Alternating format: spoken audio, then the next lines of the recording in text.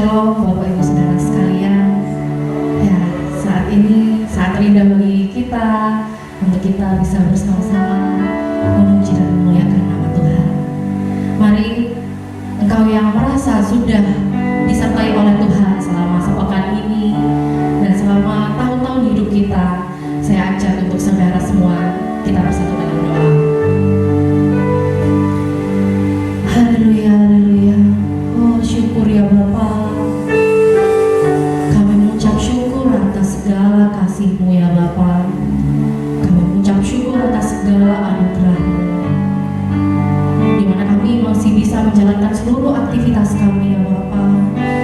Kalau sampai hari ini kami masih bisa melaksanakan aktivitas dengan memiliki tubuh dan jiwa yang sehat ya Bapa, itu semua karena Engkau yang memberikan ya Bapa. Itu semua karena kasih-Mu yang begitu besar atas tiap kami. Kini ya Bapa, kembali kami mau menghadap Engkau ya Bapa. Kami punya satu kerinduan besar untuk kami bersama-sama menyerahkan hati-Mu. Kami perlu Engkau ya Bapa, kami perlu ketetapan-Mu untuk menolong kami, untuk menguasai hati, pikiran, dan jiwa kami setiap hari ya Bapa, agar apa yang kami lakukan itu menyenangkan hati-Mu ya Bapa. Oh, kami serahkan hati kami hanya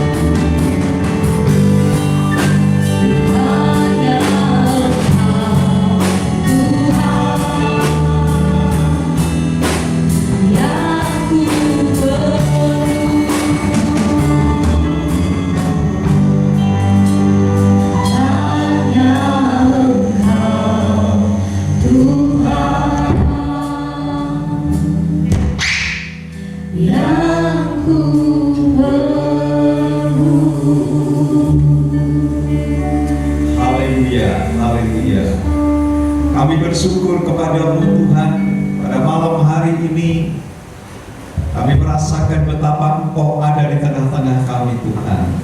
Ku bersyukur karena Engkau sendiri hadir bersama dengan kami Tuhan. Ada banyak hal yang sedang kami pergumulkan, anak-anak-Mu yang ada di gereja ataupun juga yang ada di rumah saat ini beribadah, menantikan kasih Allah yang besar. Bagaimana kami sangat memerlukan firman-Mu hari-hari ini Tuhan. Keadaan dunia begitu jahat hari-hari ini, bahkan tidak menentu. Jika kami tidak memiliki pegangan yang erat di dalam firman Allah, maka kami akan jatuh Tuhan. Sebab itu Tuhan, sebentar kalau kami hendak mendengarkan firman-Mu, biarlah urapan-Mu turun atas setiap kami, sehingga kami dapat memahami setiap penyampaian firman Allah. Urapan Allah sangat kami nantikan Bapa, sehingga setiap penjelasan firman Allah memberikan kekuatan baru di dalam pengiringan kami kepada Tuhan. Terima kasih Tuhan, terima kasih. Ampuni dosa kami, dan kami siap untuk mendengar firman Allah. Di dalam nama Tuhan Yesus yang siap mendengarkan firman Allah, mari sama-sama kita katakan amin, amin, amin. Puji Tuhan.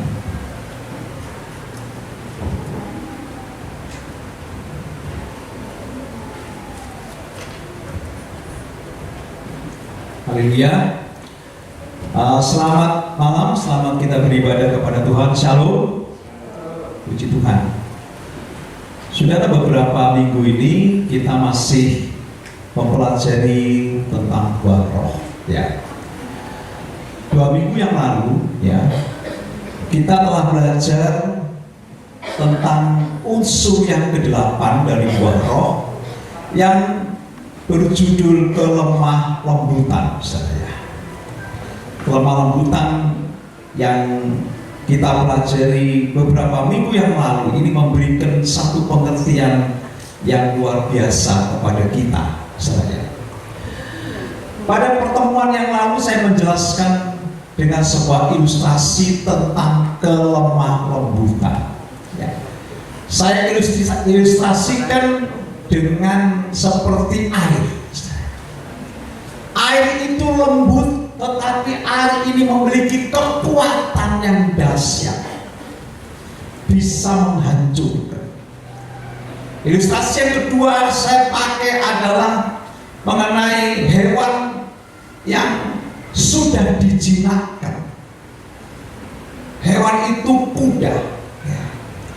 Kuda ini memiliki tenaga yang luar biasa, bahkan kuat. Tetapi ketika kuda ini sudah dijinakkan, sudah dikuasai, kuda ini menurut tunduk kepada yang menguasainya.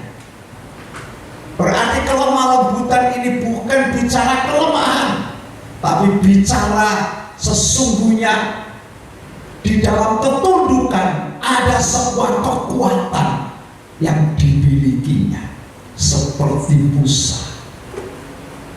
Juga demikian dengan kita. Ketika kita sudah ditundukkan oleh Tuhan, ketika kita sudah tunduk oleh kuasa firman Allah, maka kehidupan kita ini bukan dalam kelemahan, tetapi kita menjadi kehidupan yang kuat tetapi tunduk kepada Allah. Itu kelemah lembutan saya. Nah, ketika kita sudah ditundukkan, kita dikuasai oleh Allah, ya, dikuasai oleh Allah. Kita berada di dalam penguasaan Allah.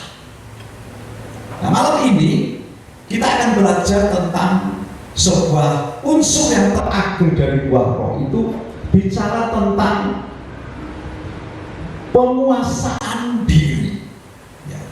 Bicara tentang penguasaan diri. Haleluya. Saudara, penguasaan diri, ya, sesungguhnya adalah sesuatu yang sangat penting. Ketika kita ditundukkan oleh Allah, ya, kita dikendalikan oleh Allah, maka kita akan mengalami yang namanya penguasaan penguasaan diri seharusnya. Tetapi kita akan lihat dulu ya. Sebelum kita melanjutkan ini, saya akan mengajak saudara untuk melihat seberapa berhasilkah kita dalam penguasaan diri. Ya. Saya akan memberikan beberapa pertanyaan mengenai keberhasilan kita. Kita kan sudah lama beribadah kepada Tuhan. Ya. Kita dikuasai oleh Allah, kita tunduk, kita menurut kepada Allah. Nah, saya akan menunjukkan beberapa pertanyaan ya. Seberapa berhasilkah kita dalam menguasai hati, dalam menguasai mood kita ini? Apakah kita sudah berhasil? Seringkali kita ini lemah di sini. Kita terkadang kalau kita ada masalah, kita malah tidak beribadah. Kita menghadapi sebuah tantangan, kadang-kala suasana itu menentukan kita, sehingga kita ini tidak memiliki keseriusan untuk datang kepada Tuhan. Yang kedua, sudahkah kita berhasil mengendalikan ucapan kita? Ya. Seringkali ucapan-ucapan kita ini tidak terkendali. Ini yang bisa melemahkan kita. Pertanyaan ketiga, sudahkah kita ini dapat bereaksi benar dalam setiap persoalan yang kita hadapi? Itu pertanyaan ketiga.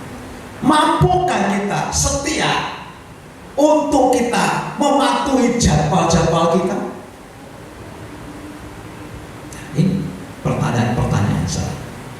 Dan yang terakhir, mampukah kita mengatur keuangan kita? Saya tambah satu, mampukah kita untuk kita ini belajar menjalani hidup untuk hidup yang sehat?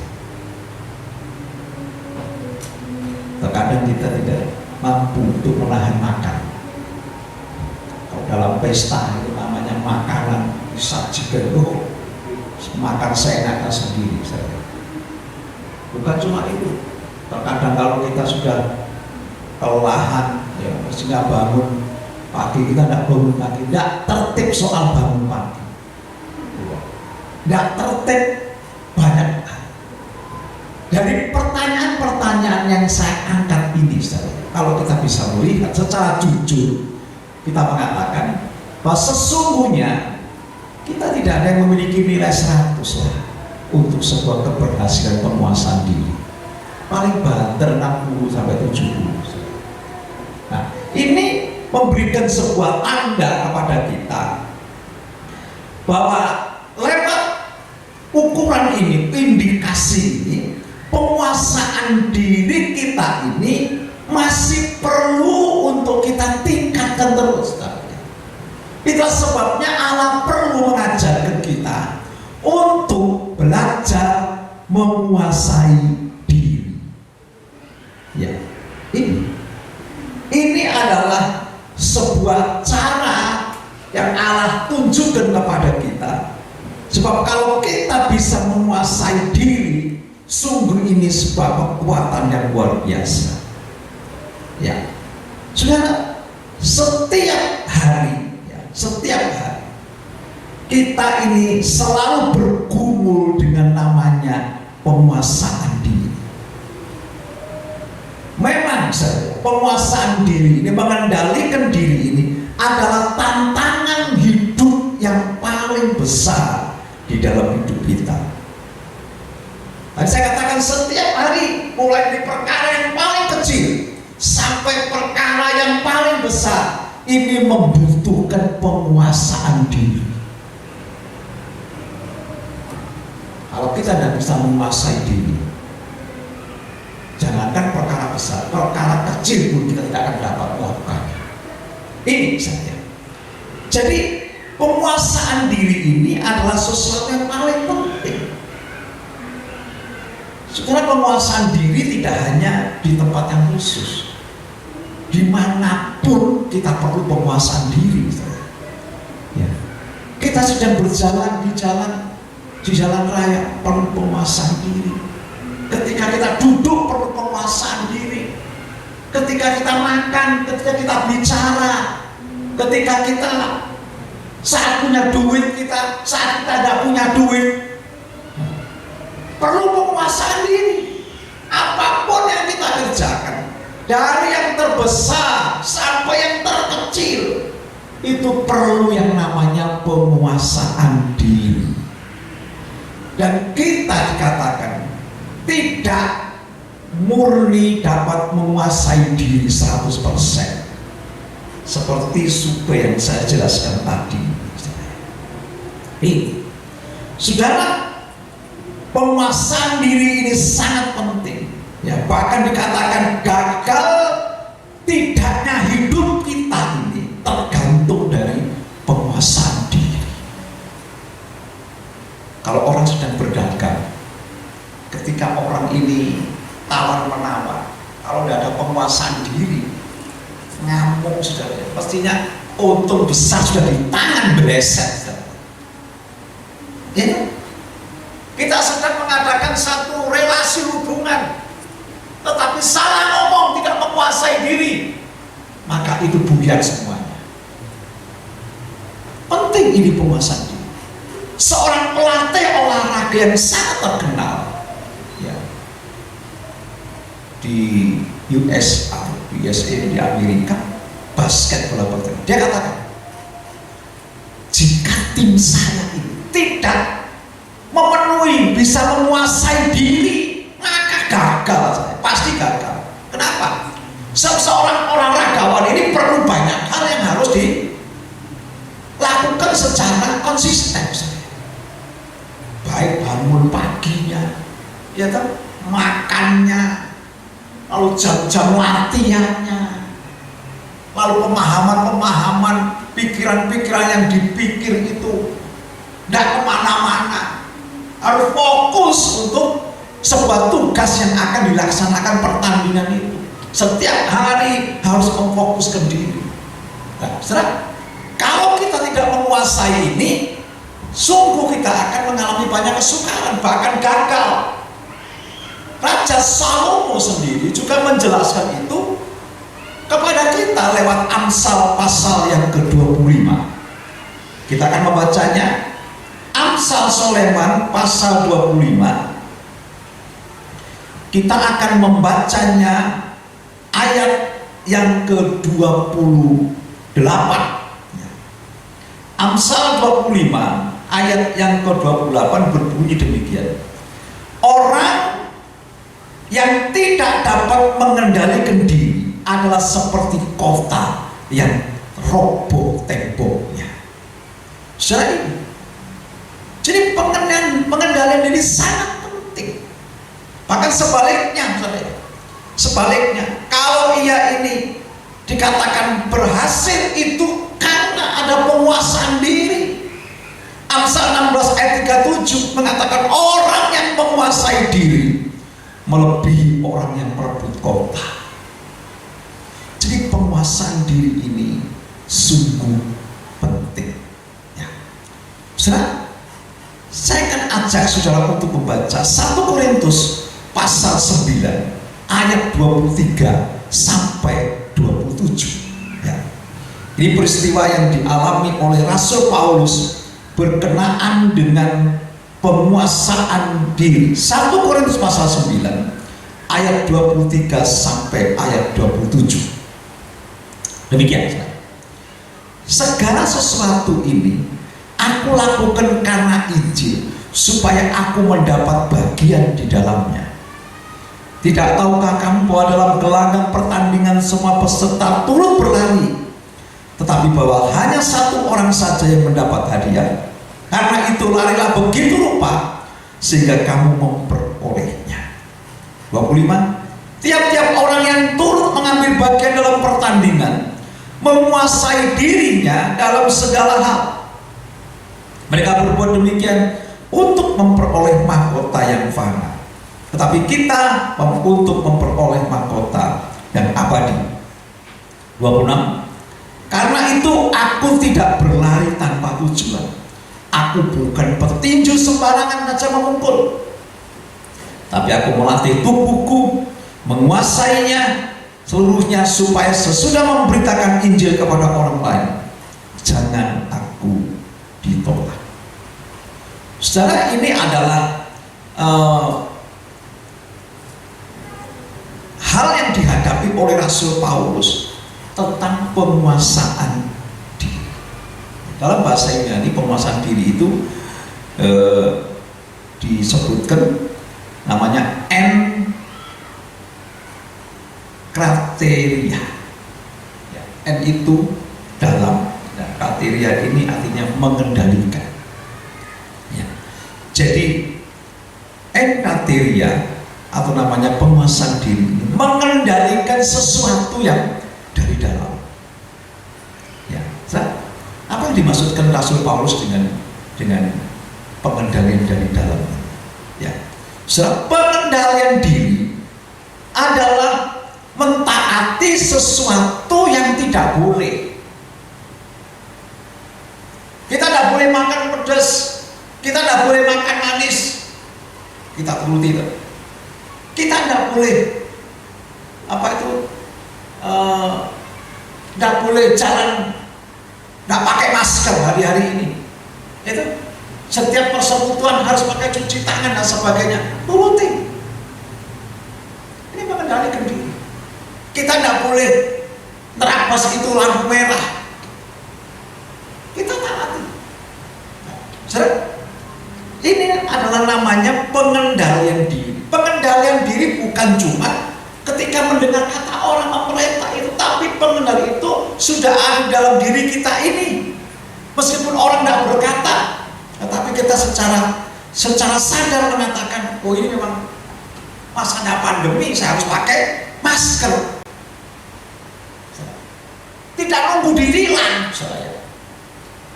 Tidak nunggu pemerintah marah-marah sampai dipukul seperti itu orang-orang India. Tidak. Tetapi secara baik. Itu namanya menguasai diri. Itu namanya menguasai diri. Ya.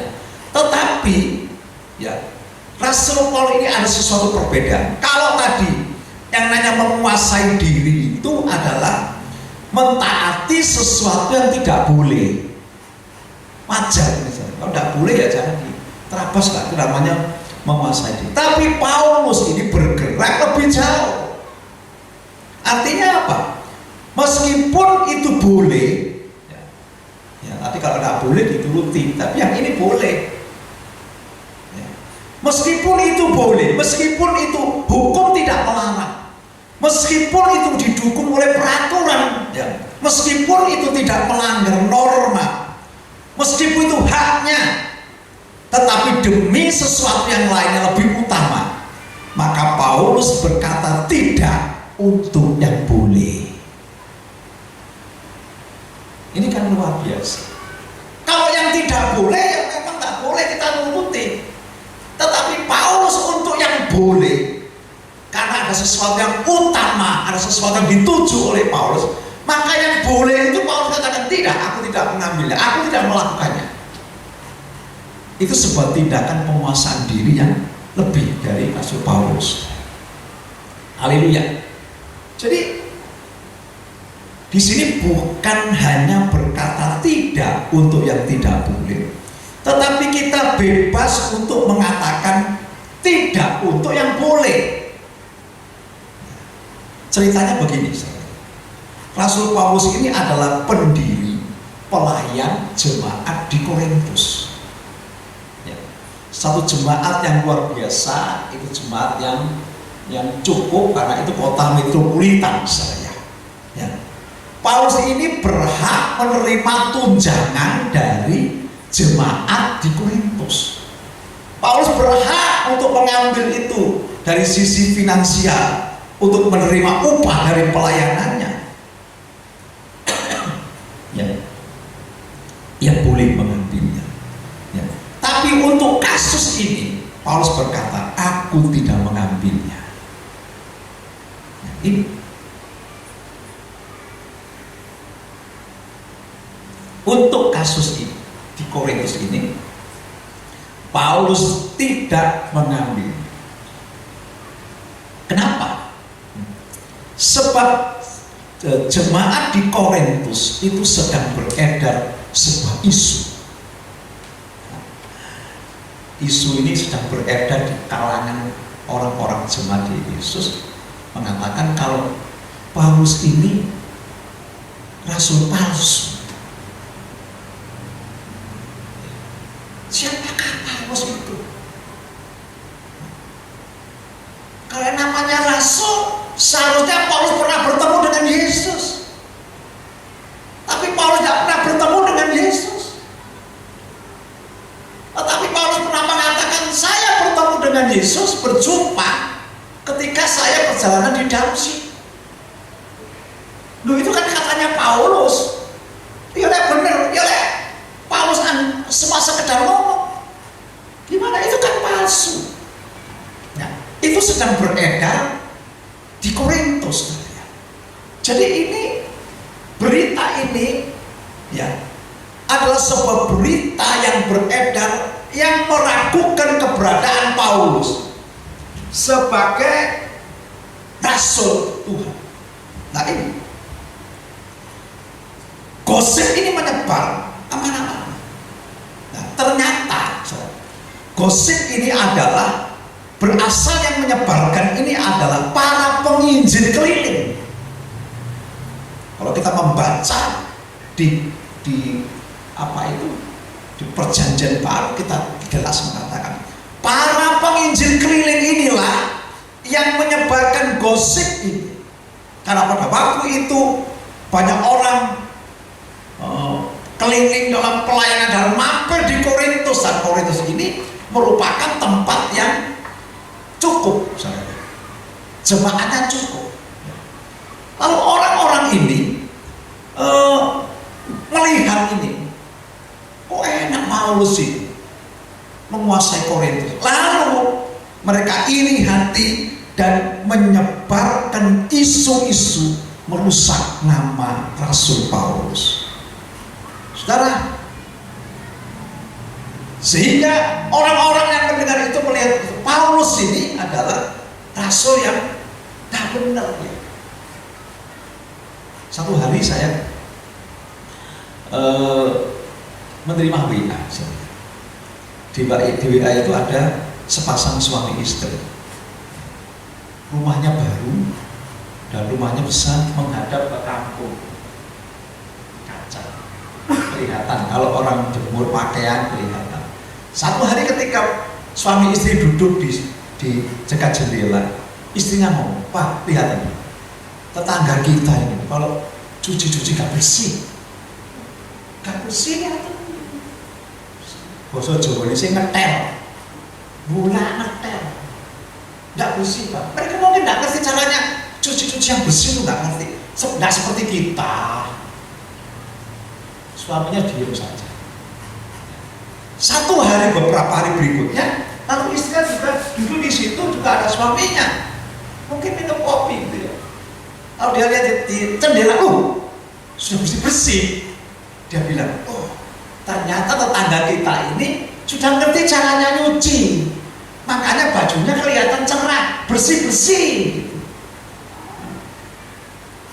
Lalu suaminya ngomong, "Istriku, tadi pagi aku bangun agak pagi, aku membersihkan jendela. Ternyata jendelanya itu kotor.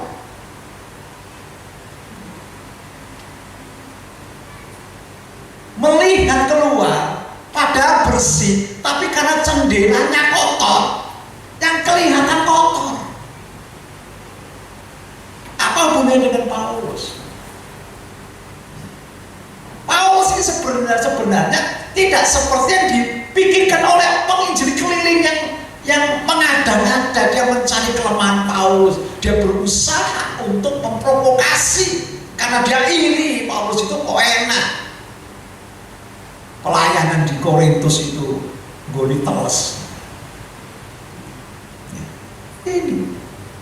Jadi orang-orang ini istilahnya membawa kotoran, mengotori kaca jendela orang-orang di sekitarnya itu.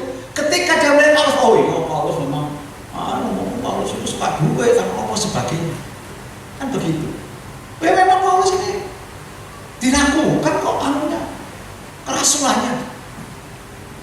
seperti itu.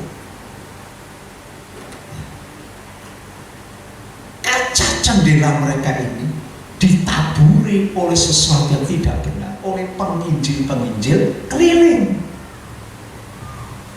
Nah, saya lihat sekarang. Saya ngerti ya.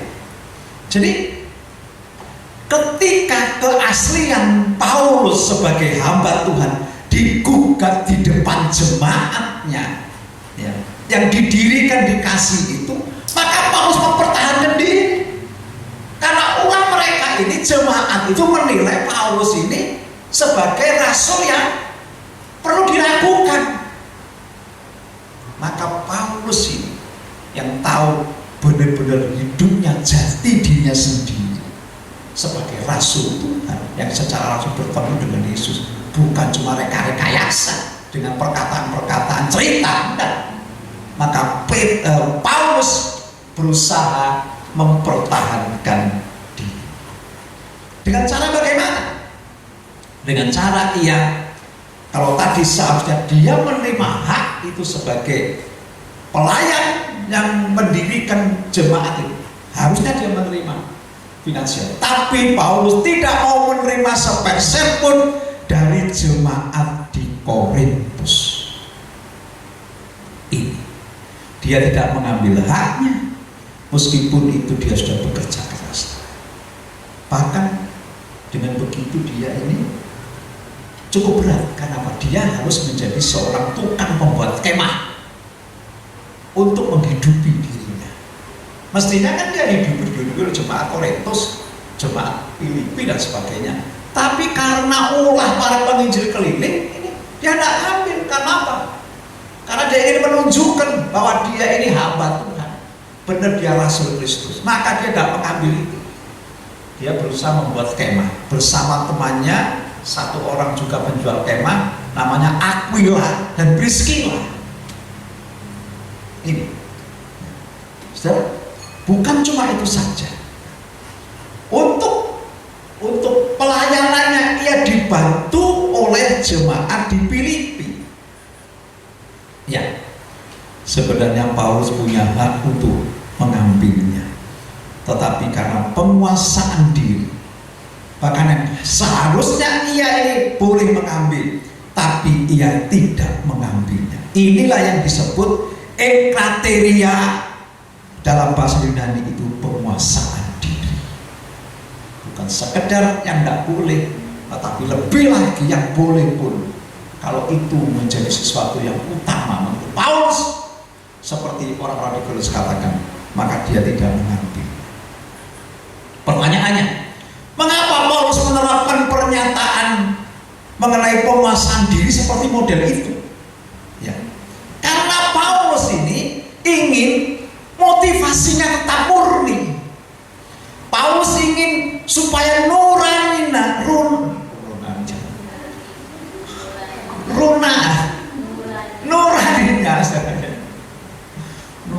tetap menyala, murni saja. Ini yang diinginkan oleh Paulus. Motivasinya satu motivasi yang murni, ya, nuraninya juga tetap menyala. Bahkan kasih dan panggilannya seperti kasih panggilan yang semula. Panggilannya memang untuk Kristus. Ya, ini. Saudara, ini. Jadi ia tidak akan kehilangan panggilan mula-mulanya. Dirinya yang asli itu dipertanyakan. Ya, tetapi dia memperjuangkan supaya apa yang lugur itu yang dia miliki itu tetap eksis. Ini, ya, saudara, ini bentuk dari penguasaan diri yang dilakukan oleh Rasul Paulus. Nah, saudara, kalau saya pernah mendengar cerita, ya, di daerah Gunung Emas, di mana itu di Kalimantan, itu banyak para pendulang emas, ya, banyak para pendulang emas. Pendulang emas ini sedang mencari emas. Di mana dia mencari emas? Di emas yang bercampur dengan tanah, yang bercampur dengan lumpur, ya, yang bercampur dengan hal yang kotor itu. lalu diproses untuk memunculkan emas. Itu namanya pendulang emas. Nanti saya akan tunjukkan apa hubungannya dengan penguasaan diri, saudara. Ya, ini pendulang emas ini, saudara ya, memproses itu dengan cara mengadu-ngadu dengan air di pinggir sungai, lalu diayak, disaring, lalu dipungut ya, kandungan logam mulia itu. Dipungut kandungan logam mulia itu. Emas itu mengambilnya dengan cara begitu. Saudara, emas itu sudah ada di situ. Cuma kita perlu upaya untuk dapat memunculkan emas itu ke permukaan. Emas ada di situ, perlu dipisahkan dan mengumpulkannya, bahkan mengolahnya untuk menjadi perhiasan. Kan begitu, saudara? Itu pengolahan emas. Apa yang dilakukan itu adalah seperti apa yang diperjuangkan oleh Paulus. Dia sedang memperjuangkan sesuatu yang mulia. Pelayanannya sesungguhnya mulia di hadapan Allah, tetapi orang-orang tidak mempercayai akibat isu-isu provokasi para penginjil keliling itu. Para penginjil keliling ini bekerjanya mencari melayani, tetapi barangkali banyak yang tidak murni. Ini, saudara, sesungguhnya di dalam diri kita ini ada emas. Ada emas yang asli. Allah telah menaruh sesuatu yang mulia, yang luhur di dalam hidup kita. Ya. Segala kekayaan, segala potensi, bahkan segala yang mulia, hidup mulia, kerinduan untuk melayani, itu sesuatu yang diberikan Allah di dalam hidup kita. Tuhan taruh seperti emas. Ini sudah ada pada diri kita. Nah, hanya sayangnya seringkali ditutupi oleh banyak lumpur, banyak kotoran-kotoran. Nah, saudara, emas itu akan muncul kalau dia ini diolah, ya, diolah. Nah, akan muncul ketika mengalami proses, dilepaskan dari lumpur yang menutupi. Apa tuh lumpur-lumpur yang menutupi itu? Lumpur itu banyak di dalam kehidupan orang-orang percaya. Lumpur itu ada lumpur kebodohan, lumpur kebebalan, lumpur kesombongan, lumpur kekerasan hati, lumpur kemalasan. Nah, saudara, kalau kita bisa bekerja keras, maka lumpur-lumpur ini bisa kita lepaskan. Banyak lumpur-lumpur, lumpur apa itu ketidakpercayaan, lumpur kemiskinan, lumpur tentang kejahatan, itu menutupi emas sehingga emas tidak dapat bersinar memancarkan keluar. Ini misalnya dalam peristiwa tadi, sesungguhnya Paulus ini di dalam dirinya adalah emas yang tampil dalam pelayanannya, tetapi orang-orang ini melemparkan kotoran ke jendela pemikiran orang-orang itu, sehingga orang-orang menganggap Paulus memang kotor. Maka Paulus ini membersihkan itu dengan cara apa? Dengan cara dia tidak mengambil bagiannya. Dia tidak seperti orang-orang itu yang pelayanannya sebagai penjajah Injil, pedagang Injil, menginjil hanya untuk mencari finansial, untuk supaya kebutuhannya tercukupi. Setelah ini tadi kotoran yang dilemparkan.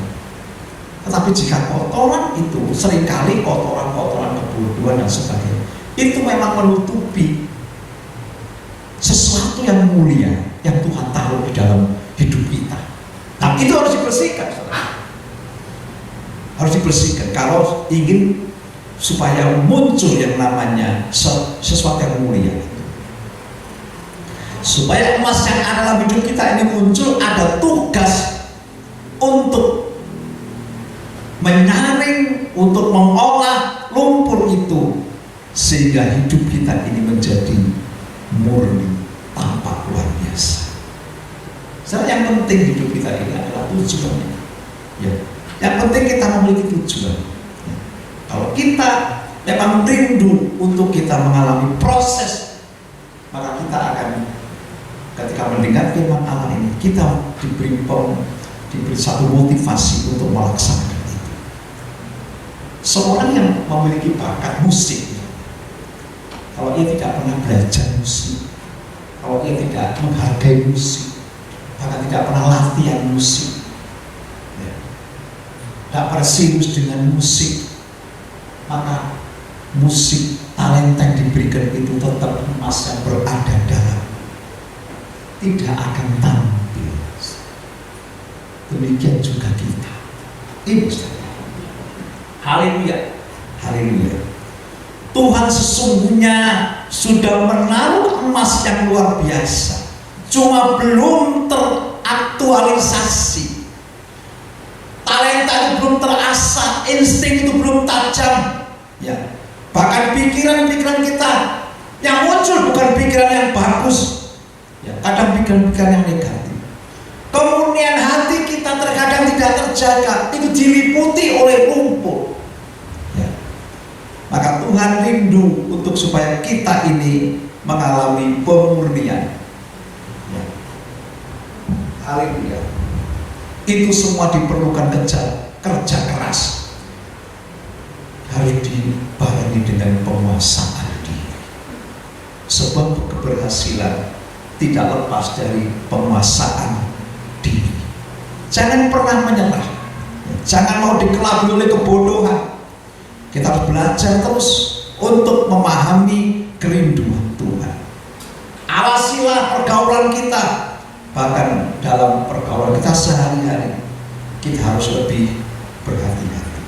Sebab firman Allah mengatakan, ya, firman Allah mengatakan, sesuatu yang sudah yang baik itu bisa rusak akibat pergaulan-pergaulan yang salah. Firman Allah menjelaskan kepada kita, ya, serta kalau kita ini keturunan Raja Wali, tetapi kita ini bergaul cuma dengan ayam, maka kita tidak bisa terbang. Ayam tidak bisa terbang. Kenapa? Karena memang diciptakan kalau kita Raja Wali yang sangat bisa terbang, tetapi bergaul dengan kelompok ayam, kita pun tidak akan bisa terbang. Tidak akan muncul yang namanya emas itu sebenarnya. Lumpur itu terus menutupi. Ya. Oleh sebab itu jangan kita hidup ini menggunakan perasaan. Perasaan itu naik, dendenak perasaan itu. Kadang mau, kadang tidak di perasaan. Hiduplah berdasarkan tujuan yang pasti, punya tujuan. Ya. Emas murni harus diuji dengan api, baru bisa dijadikan sebuah perhiasan yang indah. Ini saya. Nah, untuk menjelaskan itu, Paulus ini menggunakan istilah olahraga. Kalau di Yunani itu kan terkenal dengan olahraga atletik dan tinju. Ya. Maka Paulus ini menjelaskan seperti di ayat yang ke-26. Sebab itu aku tidak berlari tanpa tujuan. Dan aku bukan petinju yang sembarangan memukul. Aku tidak asal memukul. Ini. Jadi Paulus ini benar-benar melakukan seperti budaya di sana. Ya. Aku olahragawan. Kalau aku ingin berhasil, maka aku harus latihan dengan serius. Aku harus disiplin. Aku jaga ini dengan benar-benar. Jadwal harus aku jaga demikian. Singkatnya, aku harus dapat menguasai diriku dalam segala hal. Saudara, ini. Jadi kalau kita ingin berhasil, kita harus menguasai diri dalam segala hal. Kalau Paulus tadi itu tidak menguasai diri, ketika penginjilan keliling itu mulai menteror dia ngamuk, mungkin Paulus marah, mungkin kita lain. Tidak menguasai diri. Tapi Paulus menguasai diri, justru dia menunjukkan motivasinya yang benar-benar murni. Nalurinya juga murni, masih menyala-nyala. Dia menunjukkan bahwa dirinya seorang hamba Tuhan yang benar. Dia hamba Tuhan yang bertemu dengan Kristus, bukan cuma cerita kosong. Itu penguasaan diri yang ditunjukkan oleh Rasul Paulus. Ini saya. Tuhan mau hidup kita ini menampilkan yang terbaik. Emas yang ada di dalam hidup kita ini dimunculkan. Ini. Sehingga, saudara, ketika emas itu dimunculkan, emas itu akan bersinar. Ini, saudara, pada akhir zaman, nanti kita akan semua akan bertemu dengan Tuhan. Nah, pertemuan dengan Tuhan itu mencari sesuatu yang sudah ditanam di dalam hidup kita. Emas itu apa? Emas itu power, emas itu kekuatan. Emas itu juga bicara iman, emas itu bicara juga sesuatu yang mulia, yang Tuhan taruh dalam hidup kita untuk bisa kita melayani Tuhan, untuk kita bersungguh berserius kepada Tuhan. Taruh itu. Dan Tuhan mencari emas itu dalam diri kita. Mungkin kita ini beda, setiap kita beda. Ada orang sehari-harinya sampai masa tuanya dia tetap sebagai ibu rumah tangga. Itu emas. Tampilkan dirimu yang murni, benar-benar murni. Bersihkan dirimu, tampilkan dirimu yang murni. Tunjukkan. Paulus ini menunjukkan aku seorang hamba Tuhan. Dia ingin supaya nanti waktu Tuhan bertemu dengan aku, dia bertemu dengan aku yang asli. Aku tidak pernah berubah menjadi hamba Tuhan yang mata duit tidak, kata Rasul Paulus. Motivasiku tetap murni. Panggilanku tetap seperti panggilan yang pertama.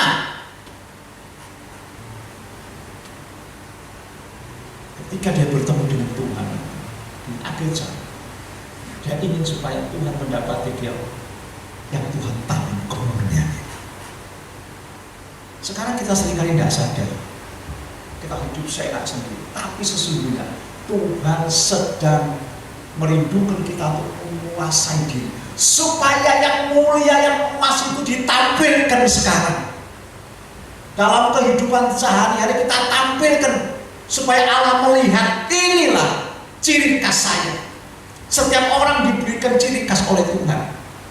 Itulah kemampuan yang luar biasa, emas itu.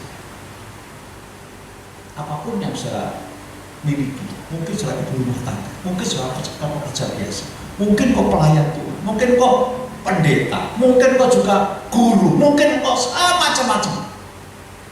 Jadilah dirimu, munculkan emas itu. Tanpa penguasaan, tanpa kerja keras, kita tidak akan dapat memunculkan itu. Yang dicari itu. Pada hari kedatangan Tuhan mencari apa yang ditanamnya. Tuhan sudah taruh dalam hidup kita yang dicari oleh Tuhan. Ketika dia mendapatinya, maka dia katakan, masuklah dalam kebahagiaan Tuhan. Karena di waktu dia datang, diidentifikasi. Maka yang tidak memiliki keaslian itu, maka seperti Matius pasal 7 ayat 23 sampai 25 mengatakan gimana? Nyalakan engkau hamba yang tidak setia, nyalakan hari hadapanku, karena kamu semua membuat kejahatan. Pembuat kejahatan ini tidak memurnikan dirinya. Apa yang Tuhan taruh di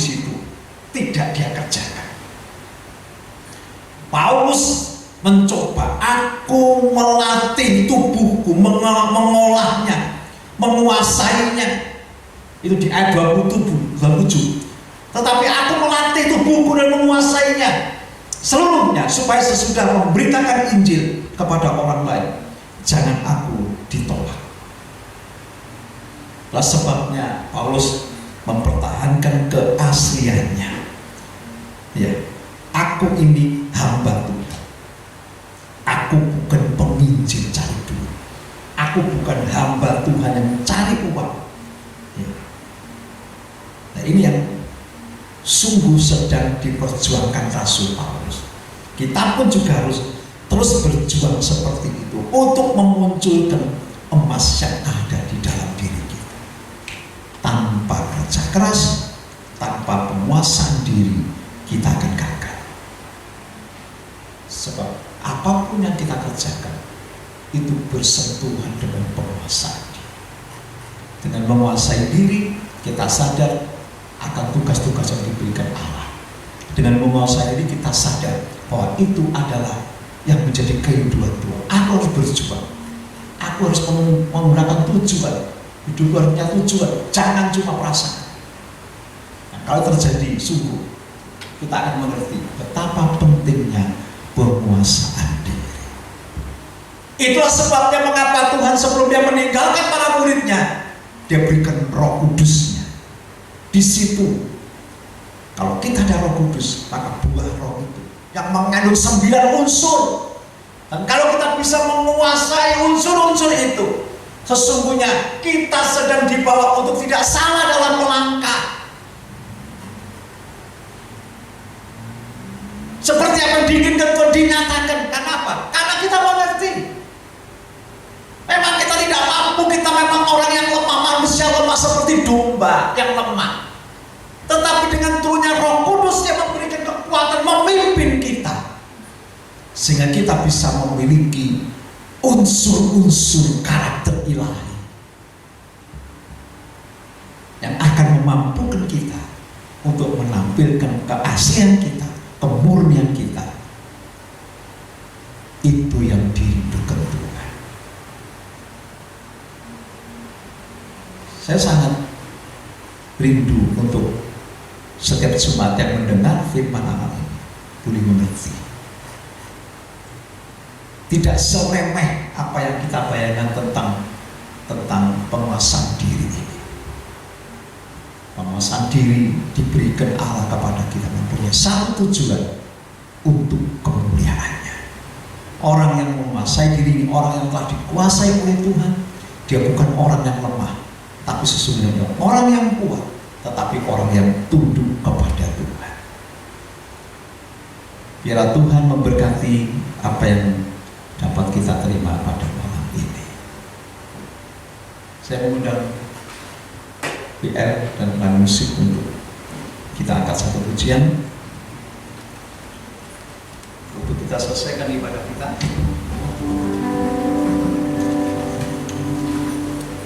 Ya.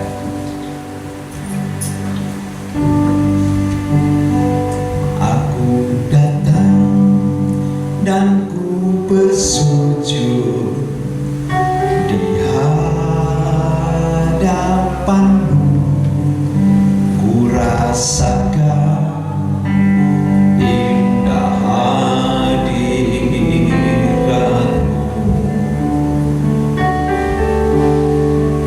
Telah kubuka mata hatiku dan seluruh jiwaku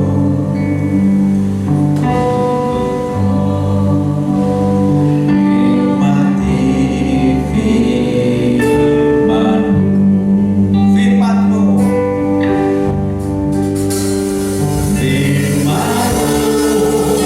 yang kuasa untuk merubah sikap hati. Firman-Mu yang terkadang di saat ku terjatuh,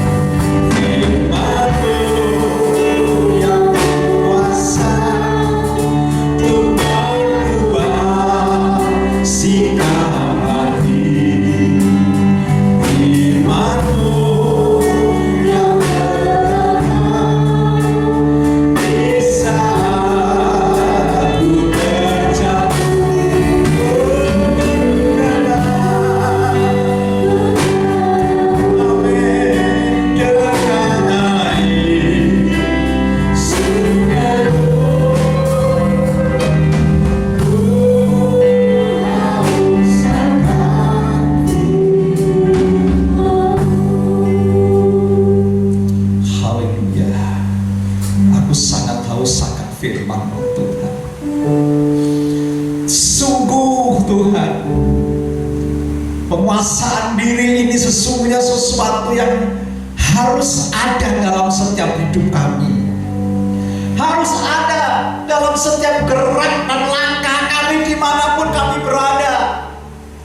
Jikalau kami tidak melakukannya dengan penguasaan diri, kami akan gagal Tuhan.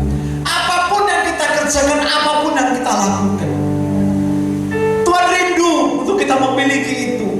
Sebab ada sesuatu yang Tuhan ingin capai ketika kita yang dikuasai oleh Tuhan. Ketika firman Allah menguasai hidup kita, kita tunduk, kita memiliki kekuatan untuk bisa mengalahkan diri sendiri Tuhan. Seorang atlet olahraga, jika ia tidak dapat mengalahkan dirinya sendiri, tidak dapat menguasai dirinya, dia tidak akan bisa menang dalam apapun yang dikerjakan. Tuhan, banyak persoalan yang kami hadapi tentang hidup ini Tuhan, yang seringkali melemahkan kami, anak-anak-Mu, melemahkan kami, jemaat-Mu Tuhan. Terkadang orang-orang lain Tuhan melempar kotoran kepada kaca jendela rumah kami, sehingga kami melihat apa yang baik menjadi tidak baik Tuhan. Jika terjadi seperti itu Tuhan, biarlah kami tetap konsekuen dan kami mempertahankan diri Tuhan.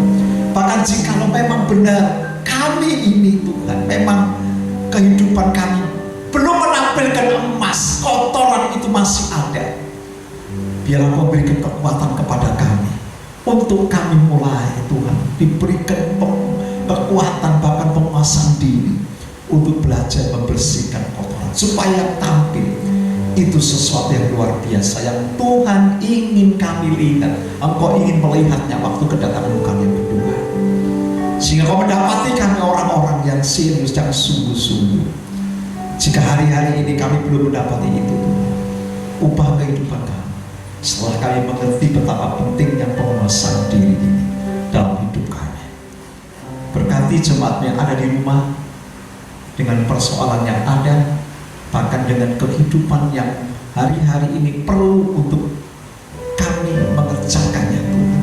Ada lewat Roh Kudus Tuhan memampukan kami. Terima kasih Tuhan, terima kasih.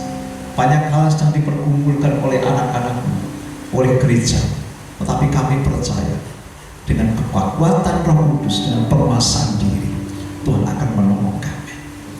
Persoalan-persoalan COVID yang ada di Indonesia, bahkan seluruh dunia, kami harus menyerahkan kepada Tuhan. Kami harus melakukannya dengan kerja keras dan penguasaan diri. Artinya apa? Artinya kami harus melakukannya dengan bersama-sama dengan Tuhan. Kuasai kami, kuasai pemimpin-pemimpin kami Tuhan, sehingga bukan keinginannya yang ditampilkan, tapi sesungguhnya kehendak Allah yang ditampilkan, sehingga apa yang dilakukan itu seturut dengan kehendak, sehingga persoalan-persoalan penyakit yang menular ini, yang ganas itu bisa teratasi karena pertolongan Tuhan. Terima kasih. Kami juga berdoa Tuhan, bahwa pemimpin kami mau memberkati dari pusat sampai di daerah. Bahkan jemaat yang ada yang hari-hari ini juga sedang bergumul untuk berbagai macam persoalan rohani dan persoalan jasmani, Tuhan yang akan menolong, Tuhan yang akan memberkati. Kami yang berada di gereja yang datang dalam ibadah online ini juga mungkin dengan membawa berbagai macam kesulitan, membawa berbagai macam persoalan yang sedang dihadapi teman-teman kami. Engkau menolong apa yang menjadi kerinduan mereka. Berkati mereka Tuhan. Bahkan tolong mereka, berikan jalan keluar yang terbaik bagi mereka Tuhan, sehingga nama-Mu dipermuliakan. Terima kasih Bapa di sorga. Terima kasih. Engkau memberkati hamba-Mu juga yang dari luar kota yang hari ini datang. Tuhan memberkati Pak Edi. Terima kasih Bapak. Terima kasih. Sebentar kami akan mengakhiri ibadah online dan offline di sini Tuhan.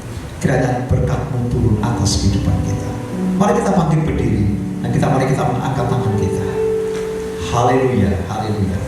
Saudara-saudaraku yang kekasih, ulang dan terimalah berkat rahmat anugerah dari Allah Bapa di sorga, di dalam putranya Tuhan Yesus Kristus dan kuat kuasa Roh Kudus menyertai, memberkati kita mulai malam ini sampai Maranatha, bahkan sampai Yesus datang yang kedua kali. Terima kasih, kami bersyukur atas segala kelimpahan berkat. Yang percaya diberkati, mari sama-sama kita katakan amin. Tuhan memberkati kita.